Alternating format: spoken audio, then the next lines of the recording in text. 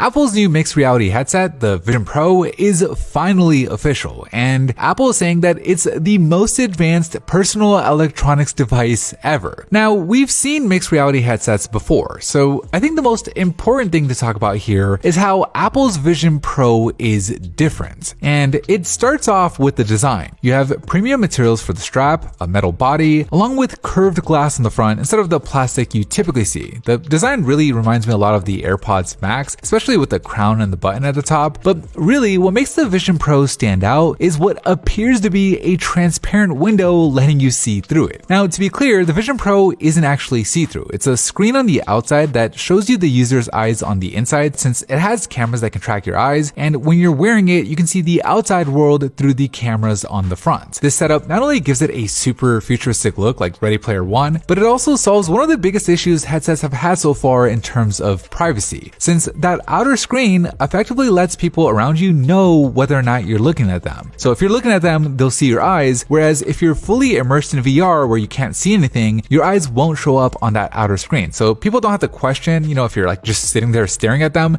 And the privacy also works both ways. So if you're fully immersed in VR and someone just walks up to you, the Vision Pro can detect that, and it makes whatever you're looking at transparent so you're aware of your surroundings, which is not only good for privacy, but it's also good for safety. The next thing that separates the Vision Pro from the competition is its sheer power. It's got a dual chip setup with the M2 chip, which should enable some experiences that were just previously not possible on other standalone headsets. Plus, Apple created an all-new chip called the R1, which was specifically designed to handle all the different sensor data from the Vision Pro, which there is a lot of. There are 12 cameras in total, 5 different sensors including true depth and LiDAR, plus the 6 microphones, with the R1 being able to process all of it 8 times faster than the blink of an eye, which not only allows for a real-time view of the world, but it'll also lessen the motion sickness that sometimes people get with VR due to things lagging behind. Now, one of the reasons the Vision Pro even needs all of these sensors is, unlike pretty much every other headset, it doesn't come with any physical controllers, with you interfacing with it completely using just your eyes, your hands, and your voice. The eye tracking effectively turns your eyes into like a mouse, so whenever you want to tap on something or move something,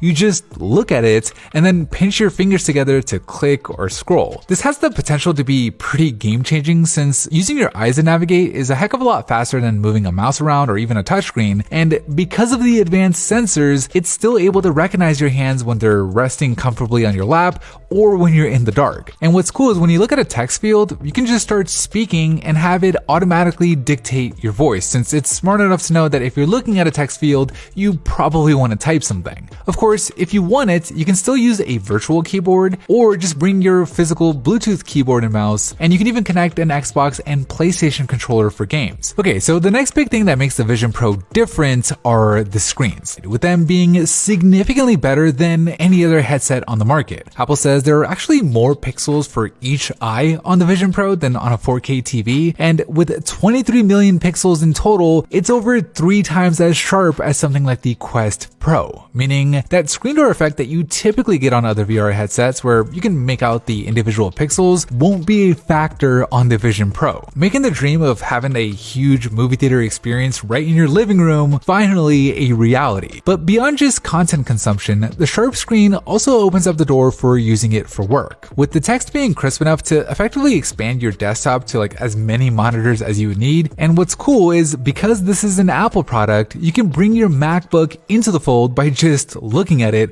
with a small 13-inch screen turning into a giant 4K monitor. Now, you don't need a MacBook or an iPhone to use this. The Vision Pro is a computer with its own OS and can run independently, which essentially means you have like an iPad on your face. It leverages Apple's entire ecosystem with the ability to run iPhone and iPad apps in the millions, while also having things like iMessage and FaceTime still available. And yes, you heard me correctly, I said FaceTime, since this surprisingly can do FaceTime calls with a 3D scan of your face, allowing the Vision Pro to create a digital persona for you, where all the tracking sensors that like keep track of your facial expressions and your hand gestures simulated on screen digitally. But speaking of 3D, in addition to using it to scan your face, you can use the 3D cameras to take pictures and videos that you can relive at a later date in a level of detail that just previously wasn't possible. And then finally, the last thing that's different about the Vision Pro compared to something like the Quest Pro Pro is the battery isn't in the headset itself. This has the disadvantage of having to have a battery pack tethered to it, which isn't the most convenient, but the upside of it is you don't have all that weight on your face, although Apple did kind of shoot themselves in the foot by going with heavy materials. Apple says that the battery pack can last up to 2 hours on a single charge, which isn't really all that long since a lot of movies alone run over 2 hours, but if you do plug it into AC power, obviously it can go indefinitely. Apple says the Vision Pro is going to be available starting